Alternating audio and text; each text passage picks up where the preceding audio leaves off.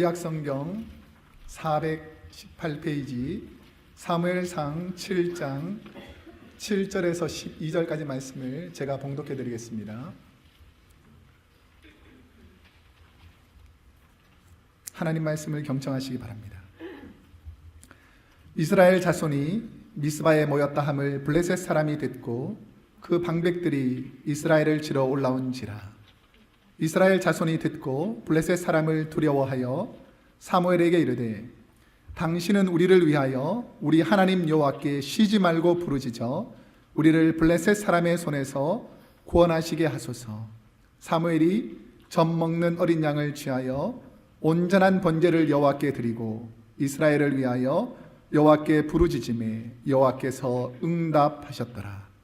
사무엘이 번제를 드릴 때에 블레셋 사람이 이스라엘과 싸우려고 가까이 오매 그날에 여호와께서 블레셋 사람에게 큰 우레를 발하여 그들을 어지럽게 하시니 그들이 이스라엘 앞에 패한지라. 이스라엘 사람들이 미스바에서 나가서 블레셋 사람을 따라 벳갈 아래에 이르기까지 쳤더라. 사무엘이 돌을 취하여 미스바와 센 사이에 세워 가로되 여호와께서 여기까지 우리를 도우셨다 하고 그 이름은 에베네셀이라 하니라. 아멘.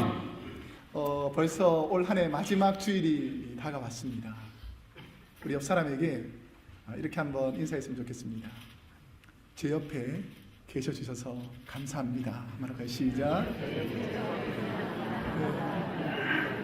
홀로 있지 않고 제 옆에 계셔서 너무 감사합니다. 저는 마지막 주일이 되면서 너무 감사한 일이 많지만 제가 올 한 해 하나님께서 은혜를 주신 것을 늘 되돌아가면서 감사한 일들을 한번 되짚어 봤습니다. 하나님께서 우리 크로스웨이 교회를 사랑하시는 줄로 믿습니다. 저와 여러분을 사랑하시는 줄로 믿습니다. 우리의 가정과 우리의 교회를 회복시켜 주시고 이 나라 이 민족을 전 세계의 가난과 궁핍함과 어려움 중에 있는 분들을 하나님께서 치료해 주실 것입니다. 오늘 이 예배를 통해서 하나님께서 크신 은혜를 주셔서 내가 그 말씀 붙잡고 한 주간 더 승리하게 해달라고 우리 한번 기도하면서 하나님께 나아가겠습니다. 기도하겠습니다. 하나님 감사합니다. 2013년 올 한 해를 주님의 손으로 붙잡아 주셔서 감사합니다. 내 마음속에 있는 여러 가지 계획과 소망대로 되지 않고 하나님 뜻대로 되어서 더 감사합니다. 하나님의 뜻만이 온전히 이루어지게 하여 주옵시고 우리의 마음속에 있는 이기적인 욕심과 생각은 모두 사라지게 하여 주옵소서. 하나님 오늘 말씀을 들을 때에 하나님의 음성으로 듣게 하여 주시고 그 말씀 붙잡고 올 한 해 내년도에도 평생 주님 의지하며 살 수 있도록 도와주옵소서. 부족한 종이 하나님의 말씀을 대언합니다. 성령님 함께하여 주셔서 주님의 생명의 말씀, 살아있는 능력의 말씀을 선포할 수 있도록 도와주옵소서. 예수님의 이름으로 기도하옵나이다.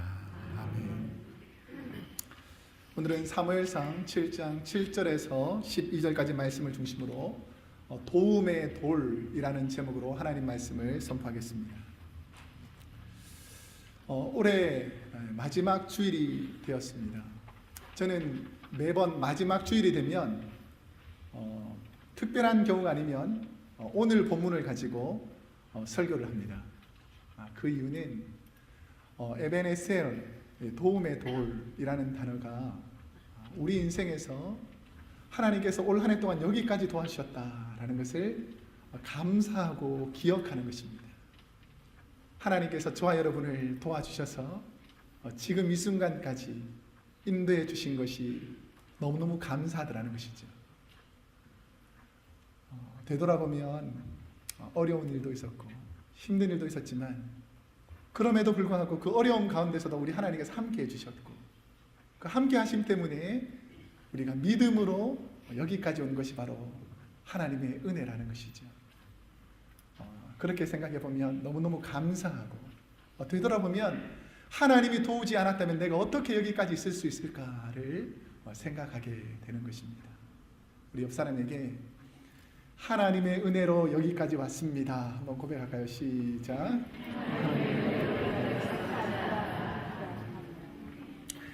하나님의 은혜가 아니면 우리가 어떻게 여기까지 왔겠습니까? 인생을 살면서 누군가가 나를 도와주고 계신다. 내가 힘들고 어려운 순간에 누군가에 의지할 수 있다. 이게 얼마나 큰 힘이 되는지 모릅니다. 여러분이 힘들 때 함께 계셨던 분 한번 생각해 볼까요? 내가 힘들고 고난스러울 때 내 옆에 함께 계셨던 분들이 분명히 있을 것입니다. 시편 121편 1절에 보면 내가 산을 향하여 눈을 들리라. 나의 도움이 어디서 올까? 라고 생각해 보니까 나의 도움이 천지를 지으신 여호와에게서로다 라고 고백하더라는 거죠. 세상 사람들 그 누구도 나를 도와주지 않는 그 순간에도 우리 하나님은 나의 도움이 되십니다. 이 세상에 살면서 왜 하나님의 도움이 필요할까요? 우리가 사는 이 세상 가운데 왜 하나님의 도움이 절실히 필요할까요? 왜냐하면 우리가 사는 이 세상에는 수많은 영적 전쟁과 싸움 가운데 우리가 살아가더라는 것입니다. 하나님이 도와주시 않으면 한순간도 이겨나갈 수 없는 그런 영적 싸움에서 우리가 늘 싸워야 하기 때문에 하나님의 도움이 필요하더라는 것입니다.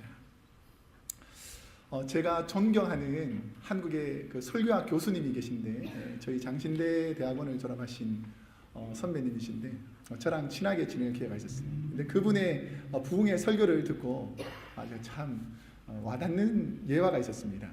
제가 전에도 한번 부탁드렸지만 이 예화가 마칠 때쯤에는 한번 확 웃어주셔야 돼요. 예의상. 한국에 주로 다니는 분들은 버스를 타고 많이 다니잖아요. 그런데 한 분이 늘 자기가 타는 버스가 있었습니다. 이 번호를 잘 외워두셔야 됩니다. 88번을 타고 다닌 거예요. 그러니까 늘 자기가 타는 이 버스 88번을 타고 집으로 갔다가 직장으로 갔다가 집으로 갔다가 직장으로 갔다가 늘 88번을 타고 가는데 한국에서 잘 보시면 알겠지만 버스가 가는데 갑자기 빨리 가는 버스를 막기 위해서 앞으로 착 이렇게 가로막는 경우가 있습니다. 그러면 먼저 가십시오라고 이렇게 젠틀하게 보내줘야 되는데 확 이제 화가 쫙 이렇게 치밀잖아요. 그러니까 옆에 있던 81번 버스가 착 간 다음에 이 자기가 탄 88번 운전수가 화가 난 거예요. 그러면서 따라잡아가지고 딱 신호등 앞에서 같이 섰습니다. 그리고 창문을 딱 내리고 막 욕을 하는 거예요. 이런 욕을 막 하니까 저만 하는 욕이 아니고 여러분도 자주 쓰는 욕이에요. 막 욕을 하니까 이 81번 운전수도 가만히 있지 않을 거래요. 더 센 욕을 했어요. 그러니까 우리가 타고 있던 88번 운전수가 화를 참지 못하고 버스에서 내려가지고 81번 버스로 건너간 거예요. 그러더니 막 멱살을 잡고 막 싸우기 시작합니다. 근데 갑자기 그 순간 빨간색 시그널 라이트가 녹색으로 착 바뀌어요. 그러니까 81번 운전수가 88번 우리 운전수를 태우고 그냥 출발해버린 거예요.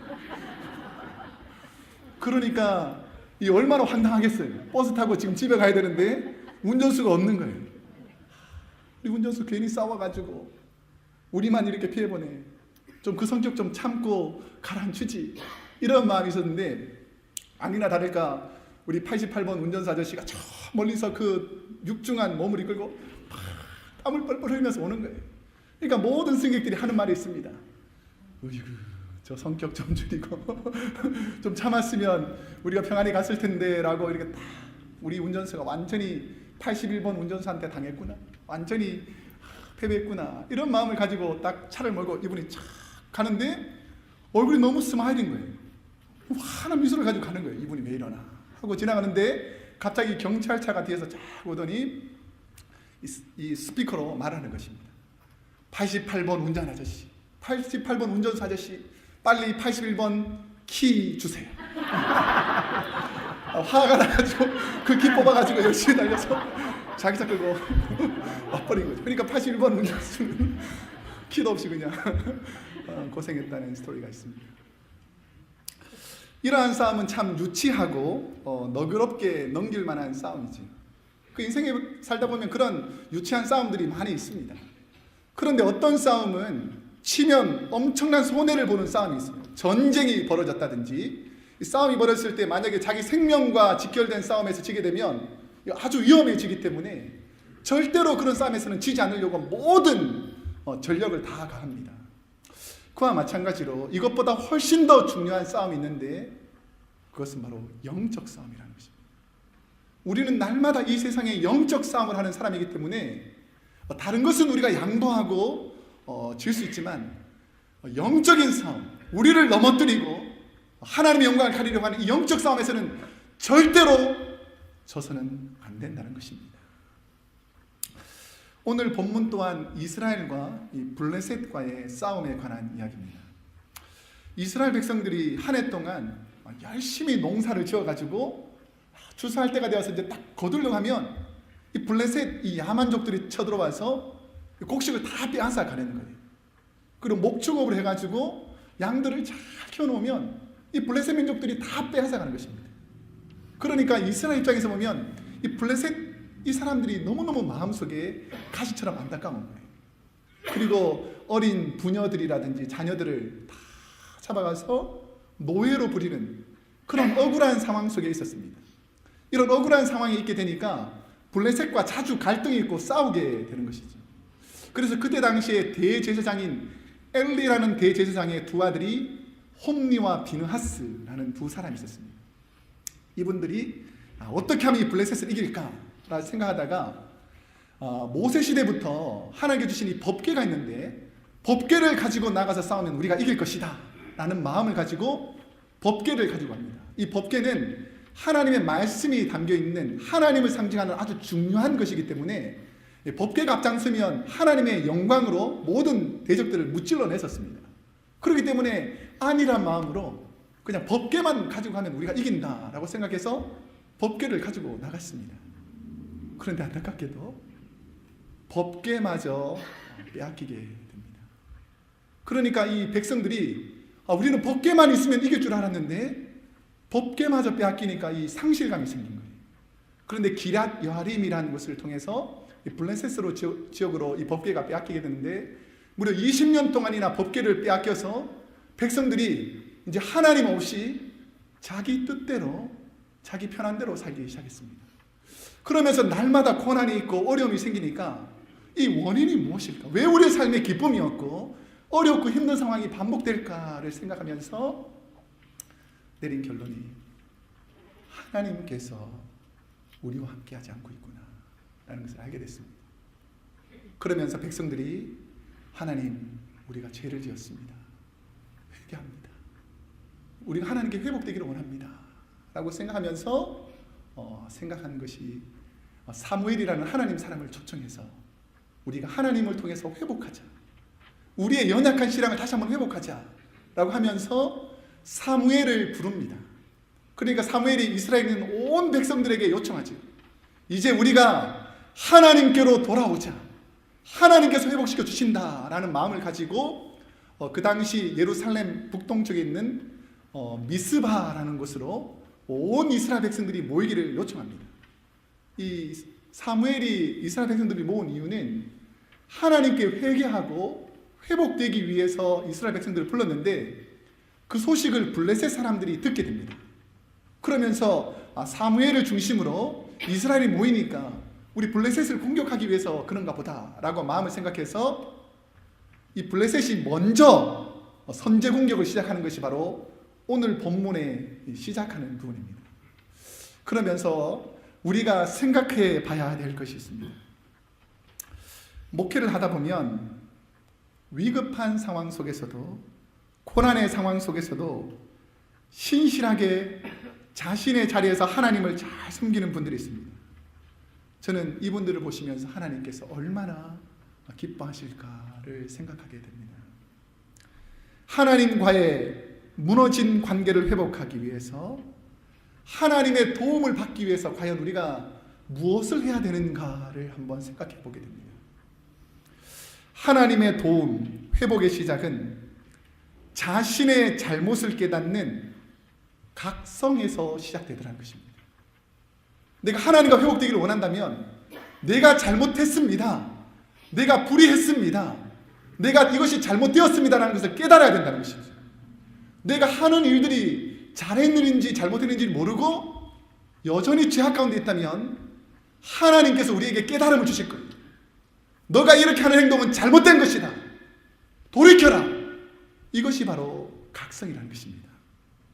원래 오늘 스토리는 1절부터 시작되는데 한번 3절 말씀으로 사무엘상 7장 3절 말씀으로 한번 가겠습니다. 한번 함께 읽을 텐데요. 한번 읽어보겠습니다.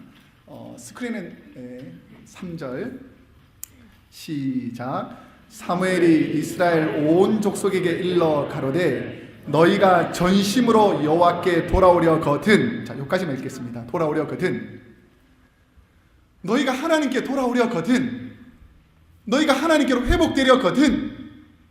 이 되돌아오다라는 히브리어가 슈브라는 단어입니다. 이 슈브라는 단어는 회복하다라는 뜻도 있지만 회개하다라는 뜻이 포함되어 있습니다.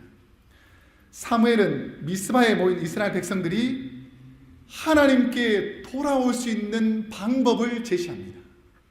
너희가 어떻게 해야지 하나님께로 돌아와서 회복되느냐? 회복은 자신의 잘못을 깨닫는 각성에서 시작된다는 것입니다. 사람의 마음의 상처를 치료하는 것을 내적 치유라 그러는데, 이 내적 치료의 심리학적으로 전문가가 찰리 와이필드라는 분이 있습니다.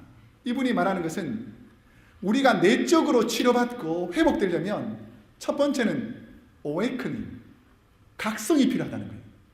내가 하나님 앞에서 이것이 잘못되었다라는 분명한 깨달음이 있어야지 변화가 시작된다는 것이죠. 그리고 emergence awareness라고 해서 긴급한 인식이라고 합니다. 각성이란 내가 지금 옳다고 생각해오던 잘못된 인식을 처음으로 깨닫게 되는 과정이 바로 각성이라는 거죠. 나는 이렇게 하는 것이 문제가 없다. 나는 이렇게 하는 것이 잘한 줄 알았는데 어느 순간 깨닫게 되는 거예요. 아, 내가 이것이 잘못했구나. 내가 이렇게 살아서는 안 되구나. 하나님의 영광을 가렸구나. 교회에 덕이 되지 않는구나.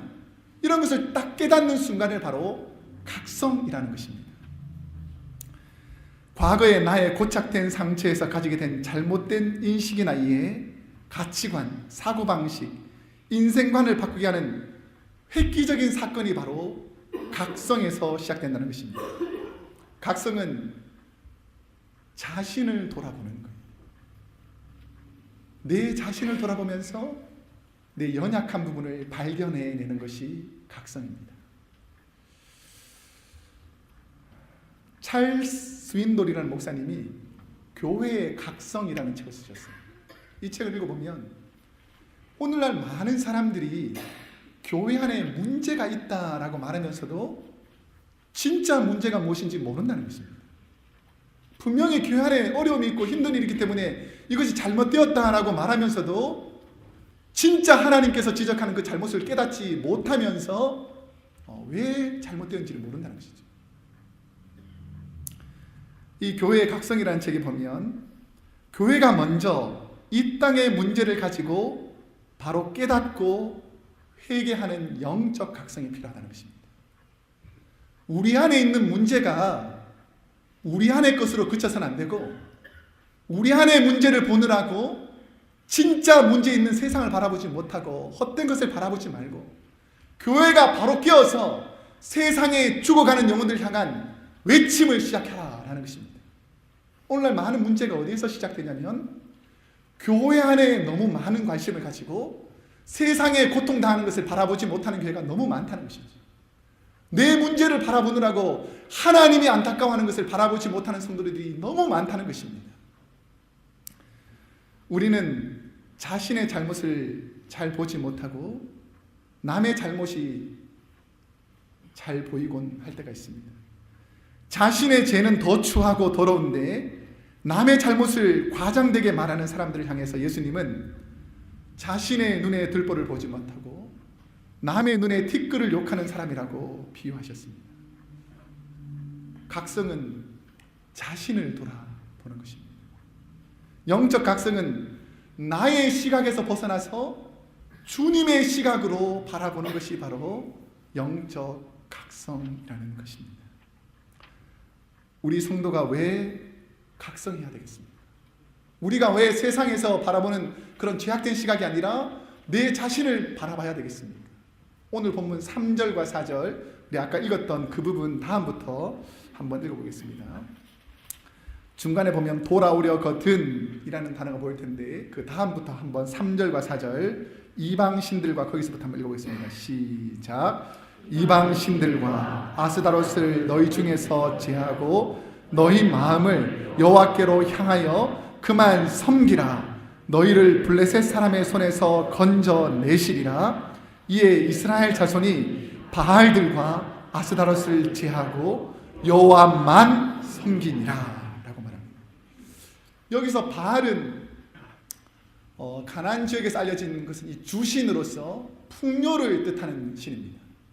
그러니까 바알이란 뜻은 내가 풍요의 신을 섬겨서 내가 풍요롭게 살겠다라는 뜻이고, 아스다롯은 하늘의 여신이라는 뜻으로서 아름다움과 성적인 욕망을 채우려는 신입니다. 그러니까 오늘날로 따져보면 내가 생각할 때에 물질적인 풍요가 있으면 아무 문제가 없는 걸로 생각하고, 내 인생이 평안하고 내 삶이 아름답고 내가 쾌락을 누리며 즐겁게 사는 것이 참 만족이다, 이것이 최고의 가치다라고 생각했었는데 하나님은 그것이 아니라는 것입니다. 너희가 바알과 아스다롯, 세상의 평화를 사랑하고 세상이 안락을 사랑하고 세상이 쾌락을 사랑하는데 그것을 쫓아가면 안 된다라고, 깨어있어라, 각성해라, 하나님께로 돌아오라 라고 우리 하나님께서 말씀하고 있는 것입니다. 성도가 교회에서 어떠한 역할을 해야지 하나님의 영광이 될까요? 과연 우리 교회가 어떤 역할을 해야지 하나님이 기뻐하시는 교회가 될까를 한 목사님의 비유를 두고 제가 참 감동을 받았어요. 교회를 하나의 배로 비유하는 것입니다. 세상 속에 나가는, 바다 위에 떠가는 배로 비유하는데, 한 배는 유람선 같은 배라는 거예요. 유람선 잘 아시죠? 대부분의 배 안에 타는 사람들은 먹고 즐기고 쾌락을 누리고, 대부분은 다 아시지만 몇몇 소수 배를 운영하는 선장과 몇 명 기관사들만 거기서 일하는 그런 모습의 교회가 있다는 것입니다. 그리고 교회 안에 있으면서 추구하는 것이 뭐냐면 먹고 즐기고, 목회자나 몇몇 사람들은 열심히 충성하지만 우리는 교회 안에서 누리고 자기의 만족감만 채우면 된다라는 그런 교회의 모델이 있고, 또 하나는 군함 같은 모델이 있다는 것입니다. 이 군함 같은 배는 모든 사람들이 끼어 있는 거예요. 언제든지 자신의 임무를 감당하면서 내가 맡은 일을 최선을 다해서 그를 수행하는 것입니다. 우리 크로스웨이 교회가 유람선 같은 교회가 되지 않기를 원합니다. 우리 크로스웨이 교회가 군함처럼 영적 전쟁에서 승리하는 교회가 되기를 축복합니다. 우리가 세상 가운데 살잖아요. 세상의 바다와 같은 많은 세상의 문화가 있는데 교회가 세상 가운데 있는 것이 문제가 아닙니다. 교회 안으로 세속화되는 것이, 들어오는 것이 문제라는 것이죠. 배가 바다 위에 떠 있다고 문제가 되는 것이 아닙니다. 배 안으로 바닷물이 들어오면 이제 심각한 문제가 생기는 것이죠. 여러분, 각성해야 합니다. 올 한 해를 되돌아보면서 내 안에 하나님 앞에서 세상의 쾌락을 사랑하고 세상과 타협했던 모든 것을 내려놓고 하나님의 영광을 드러내는, 내 잘못을 깨닫는 각성이 있기를 원합니다. 이사야서 55장 7절에 보면 악인은 그 길을 버리고 불의한 자는 그의 생각을 버리고 여호와께로 돌아오라. 그리하면 그가 긍휼히 여기시리라. 우리 하나님께로 돌아오라. 그가 너그럽게 용서하시리라 라고 말합니다. 각성, 죄에 대한 깨달음이 있을 때에 우리의 변화는 시작되는 것입니다. 오늘 본문에서 잘못을 깨달은 각성 이후에 또 반드시 해야 될 것은 잘못을 깨끗하게 씻어내는 정화의 과정이 필요하다는 것입니다. 이것이 잘못됐구나 라는 것을 깨달았다면 이것을 깨끗하게 만드는 정화의 과정이 필요하다는 것이죠. 여러분의 삶을 되돌아봤을 때 이것은 잘못되었다 라는 것으로 그치는 것이 아니라 각성에서 멈추는 것이 아니라 내 삶의 정화가 필요하다는 것입니다. 그러면 어떻게 우리의 과거의 바알과 아스타롯 이 죄악들이 정화되는가? 오늘 본문 5절 말씀을 한번 보겠습니다. 함께 읽어볼까요? 5절 시작. 사무엘이 가로되 온 이스라엘은 미스바로 모이라. 내가 너희를 위하여 여호와께 기도하리라 하네. 하나님께 기도할 때에 문제가 해결될 줄로 믿습니다. 우리의 더럽고 추한 죄들은 하나님께 기도해야지 우리의 더러운 부분이 깨끗해진다는 것이죠. 우리가 하나님께 가까이 가야지 여러분의 삶의 문제가 해결되는 것입니다. 한번 6절 말씀을 계속 써볼까요? 6절 시작. 그들이 미스바에 모여 물을 길어 여호와 앞에 붓고 그날에 금식하고 거기서 가로되 우리가 여호와께 범죄하였나이다 하니라. 사무엘이 미스바에서 이스라엘 자손을 다스리니라. 하나님께 나와서 금식하기 시작했습니다. 하나님, 내가 이 죄악을 깨달아 보니까 이 더러운 죄악 가지고 내가 하나님께 가까이 갈 수 없군요. 각성한 다음에 회개가 시작되더라는 것이죠. 눈물의 금식의 회개가 시작됩니다. 그러면서 오늘 가장 중요하게 봐야 될 한 말씀 중에 하나가 하나님, 제가 하나님께 범죄하였습니다. 하나님, 내가 이런 잘못을 가지고 있었는데 몰랐습니다. 이제 깨닫고 나니까 이 더러운 죄악에서 더 이상 있기 원치 않습니다. 하나님, 나를 정결케 시켜주시기를 원합니다 라고 하나님께 회개하기 시작했다는 것입니다. 어린아이가 이렇게 달려가다가 탁 넘어질 때가 있잖아요. 그럼 어린아이가 무릎이 탁 이렇게 다쳐가지고 피가 막 날 때 어떻게 합니까? 아프겠구나, 참아라, 이렇게 하면 문제 해결되는 것이 아니죠. 아픈 부분을 가서 소독하고 깨끗하게 씻긴 다음에 약을 발라야지 치료되는 것처럼 우리가 깨닫는 것으로 그쳐서는 안 된다는 것이죠. 우리의 잘못이 있다는 것을 깨닫는 것으로 그쳐서는 안 되고 우리의 연약한 부분을 예수의 보혈의 능력으로 깨끗하게 씻김받기 위해서 하나님께로 가까이 나아가야 된다는 것입니다. 여러분의 죄의 문제를 가지고 하나님께 나아가세요. 올 한 해 동안 여러분이 해결하지 못한 여러 가지 문제들을 하나님께 가지고 나아가세요.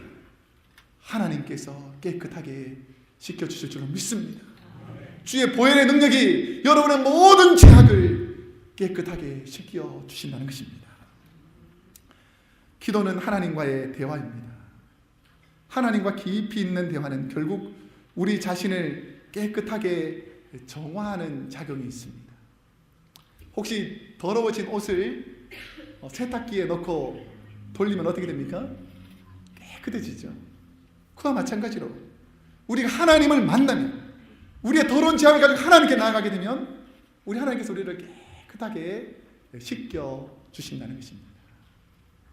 런던의 한 미술 박물관에 한 노인이 이렇게 미술을 구경하고 있는데 한 사진이 그림 앞에서 딱 멈추게 된 거예요. 이 그림이 어떤 그림이냐면, 제 방에도 그 그림이 있는데 그 예수님이 이렇게 하나님을 바라보면서 미소 지으면서 하나님께 기도하는 부분이 있습니다. 그 사진을 보면서 이 한 노인이 마음속에서 이런 마음이 드는 거예요. 우리 주님께서 그분에게 묻습니다. 나는 너를 사랑하는데 너는 나를 사랑하느냐? 라고 묻는 것 같은 거예요.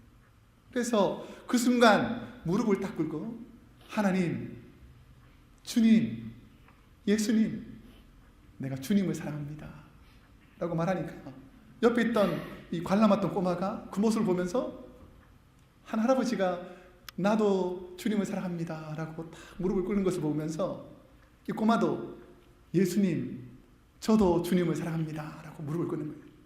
옆에 있던 한 아주머니도 저도 예수님을 사랑합니다 라고 무릎을 꿇기 시작합니다. 온 그 미술관에 그 그림 앞에 있던 사람들이 한 명씩 한 명씩 나도 예수님을 사랑합니다, 나도 예수님을 사랑합니다 하면서 무릎 꿇고 하나님을 사랑하고 주님을 사랑한다고 고백하기 시작하더라는 것이죠.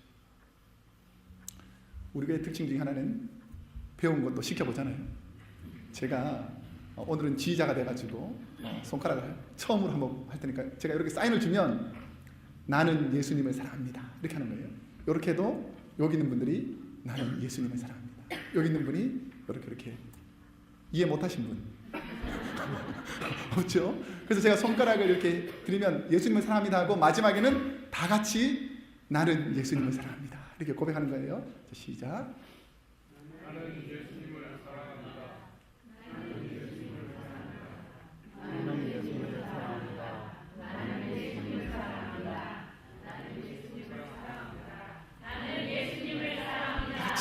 나는 예수님을 사랑합니다. 얼마나 귀한 고백입니다. 오늘 한 해 우리 교회에 이런 나는 주님을 사랑합니다라는 고백이 가득하기를 원합니다. 우리가 죄 문제를 가지고 하나님께 가까이 가면, 우리의 더러운 부분을 가지고 하나님께 가까이 가면 우리 주님께서 우리 모든 죄를 다 용서해 주신다는 것이죠.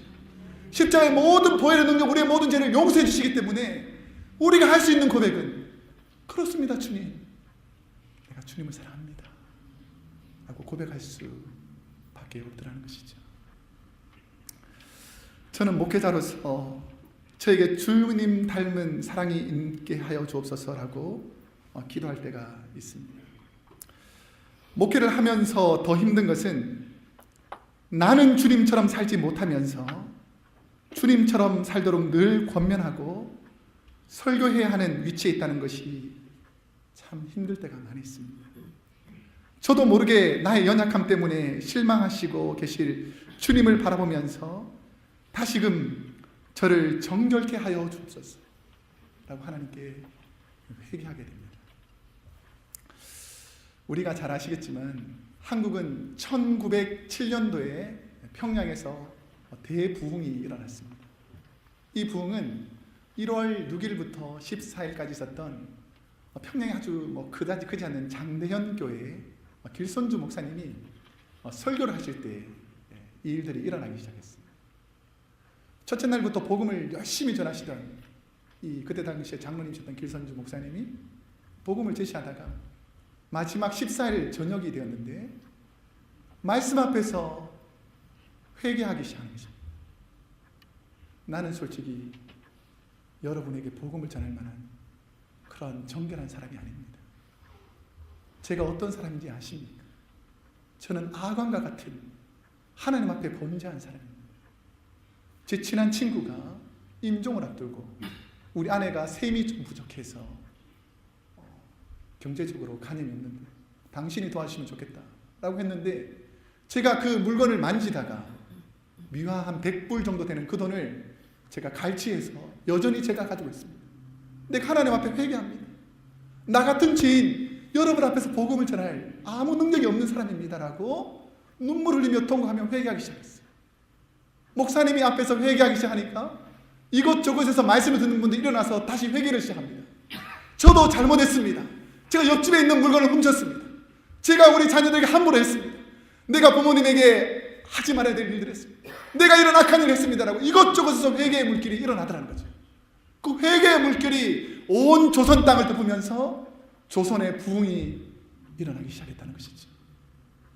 저는 우리 교회에 이런 은혜가 있기를 원합니다. 내가 먼저 잘못했습니다. 내가 먼저 회개합니다. 내가 주님 앞에 정결케 되기를 원합니다. 우리 주님 앞에 나오면 우리 주님께서 깨끗하게 씻어주실 줄로 믿습니다. 결국 각성과 정화를 통하여 하나님의 은혜를 경험하였다면 나를 도우신 하나님께 감사의 마음을 늘 기억하며 살아야 된다는 것입니다. 우리는 너무나 쉽게 잊어버린다는 것이죠. 제가 가끔씩 하는 일인데 웃지 마시기 바랍니다. 분명히 키를 잡고 있었어요. 근데 키가 어디 갔냐고 이렇게 계속 찾고 있는 거예요. 키가. 그 지난번에는 교회에서 셀폰이 안 보이는 거예요. 셀폰이 어디 갔냐? 사무실에도 없고 차에 가봐도 없고 아무리 뒤져도 없는 거예요. 어디서 발견한 줄 아세요? 제 베개, 집에 가보니까 제 베개 밑에 아침부터 꺼내지도 않고 그대로 두었더라고요. 제가 아는 나이 드신 한 분인데 이분이 저한테 이런 얘기를 하더라고요. 분명히 들어올 때 신발을 벗고 들어왔는데 나가려고 그러니까 신발이 없더라는 거예요.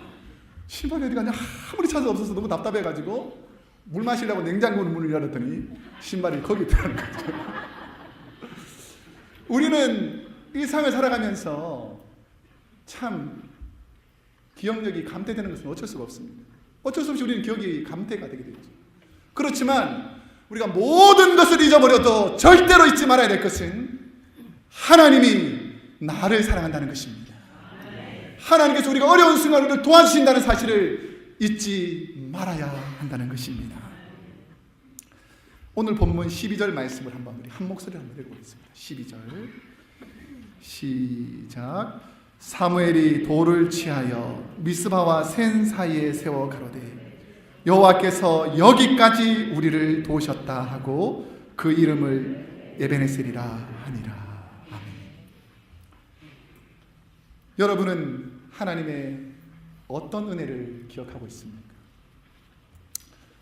제가 작년에 부족하지만 세계 선교대회에 강사로 가게 되었어요. 그 강사로 가보니까 Forever 21이라는 그 사업을 운영하시는 장도원이라는 신실한 크리스찬 회장님을 만나게 됐어요.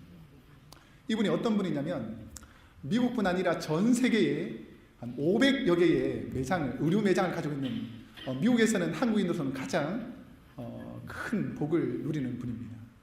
근데 이분이 어느 정도 부유한가를 제가 한번 인터넷을 통해서 서칭을 해보니까 현재 미국 이민자 중에서 자산 랭킹 9위, 그러니까 미국에서 이민 온 다른 민족 중에서 돈을 많이 번 분 중에서 자산 랭킹 9위인데 가진 돈이 50억 달러라고 합니다. 50억 달러. 잘 모르시죠? 한국 돈으로 따지면 5조 5,179억 원 정도 된답니다. 그리고 이분은 아무리 돈이 많아도 다 쓰고 싶어도 평생 쓰고 자손이 쓰고 써도 못 쓸 만큼의 엄청난 재산을 가진 분인데도 불구하고 그 모습을 보면 아주 평범해요. 아주 이렇게 검소하게 삽니다. 그럴 때 그분이 어떻게 그런 하나님께서 주신 은혜와 복을 누렸는가를 간증을 하시더라고요. 그러면서 들어보니까 이분이 젊은 시절에 북한 선교에 가게 되었다는 거죠. 가보니까 북한의 너무 열악한 상황을 보면서 이 열악한 상황에서 자기가 할 수 있는 일이 무엇일까? 그러면서 자기가 벌어들이는 그 수입에서 상당한 부분을 이 북한을 살리는데, 가난하고 병들고 어렵고 힘든 고아원을 짓고 살리는데 사용하겠다고 하나님께 약속하고 많은 자기의 수입을 북한 선교 헌금으로 사용하더라는 거죠. 그러니까 하나님께서 그의 마음을 보시고 하는 사업마다 하나님께서 복을 주시더라는 것이죠.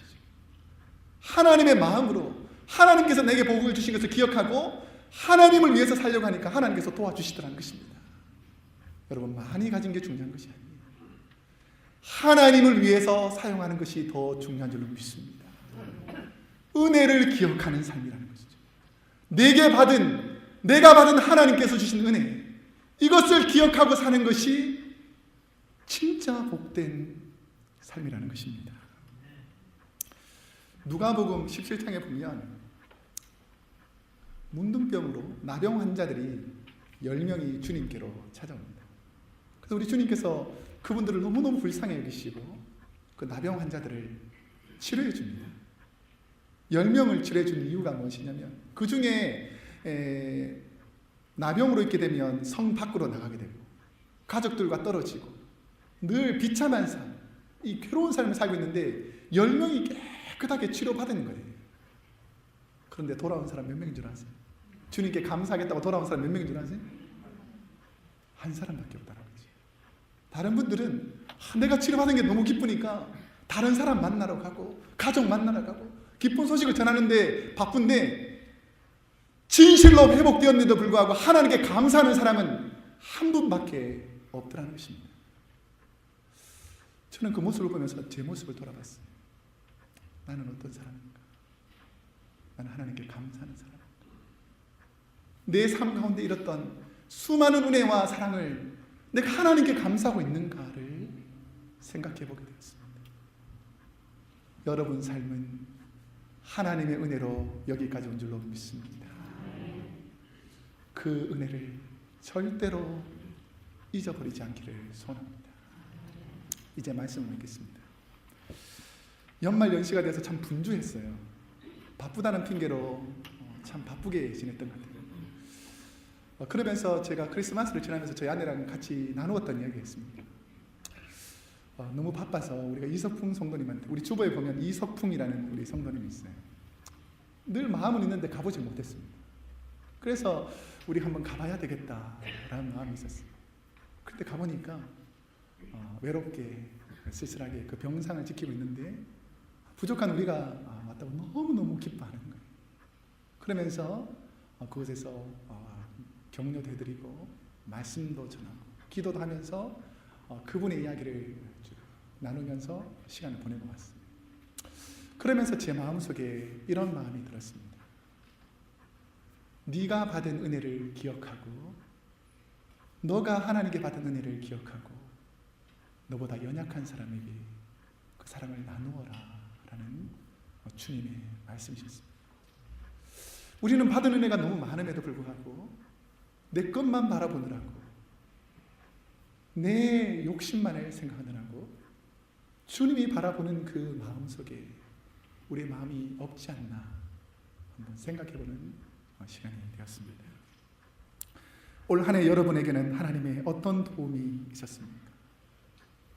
그 어려움 가운데 감사했던 순간에 여러분이 쌓아두었던 그 도움의 돌들은 무엇입니까? 저는 올 한 해를 되돌아보면 주님만 바라보는 한 해라고 고백할 수 있고, 바꿔 말하면 주님만 바라볼 수밖에 없는 한 해였다라고 고백하게 됩니다. 이렇게 귀한 성도님들과 섬길 수 있는 은혜를 주신 하나님께 감사를 드리고, 하나님의 사랑으로 성령의 임재로 조금씩 우리 크로스웨이 교회를 회복시켜 주시는 하나님께 감사의 기도를 드리게 되었습니다. 여러분과 제 삶에도 분명히 하나님이 도와주신 그 도움의 돌 에베네셀이 있을 것입니다. 그 하나님의 은혜를 기억하시고 천국에서 만나는 그날까지 하나님께 쓰임받는 복된 성도님들 되기를 축복합니다. 기도하겠습니다.